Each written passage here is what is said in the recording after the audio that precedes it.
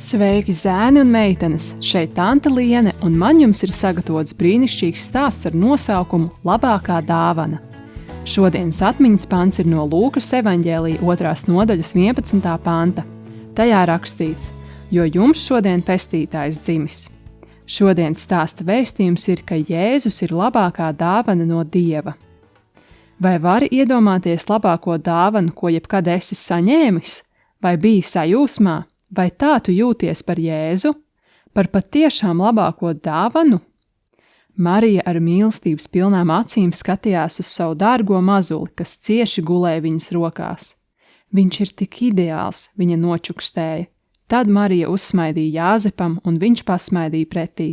Beidzot bija piedzimis Jēzus bērniņš, un Dievs viņu bija devis viņu ģimenei. Visas mammas un tēti ļoti lepojas ar saviem bērniņiem. Viņi domā, ka viņu bērni ir īpaši, bet Marija un Jāzeps zināja, ka viņu mazulis Jēzus pat tiešām bija visīpašākais bērniņš, kāds jebkad piedzimis. Kāpēc? Jo viņš bija Dieva dēls, un Dievs viņus, Mariju un Jāzepu, bija izvēlējies, lai rūpētos par šo nenovērtējamo dāvanu, ko viņš bija sūtījis pasaulē. Jāzeps sev aiz muguras dzirdēja tuvojamies soļus. Viņš pagriezās, lai redzētu, kas notiek. Pa durvīm klusi nāca gani. Mēs esam ieradušies apskatīt bērnu, viņi paskaidroja. Eņģeļi mums teica, ka mūsu pestītājs ir dzimis šovakar.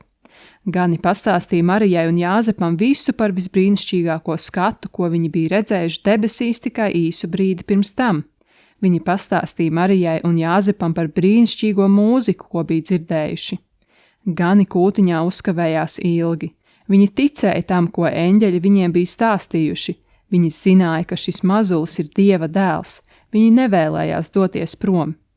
Pēc kāda laika, kad Jāzeps un Marija bija pārcēlušies no kūtiņas uz mazo māju, pie viņu durvīm ieradās pulciņš svešinieku. Viņi ilgu laiku bija sekojuši kādai zvaigznei un nogājuši tālu ceļu, un zvaigzne bija apstājusies tieši virs šīs mājas. Tuk, tuk, tuk! Jāzeps atvēra durvis un paskatījās ārā. Tur viņš redzēja kamieļus un kalpus un svarīgus, bagātīgi ģērbtus ceļotājus, gudros no tālām zemēm.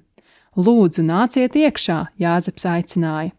Gudrie iegāja iekšā un ieraudzīja Mariju klusi sēžam, turot rokās savu mazuli. Viņi noliecās un pielūdza Jēzu.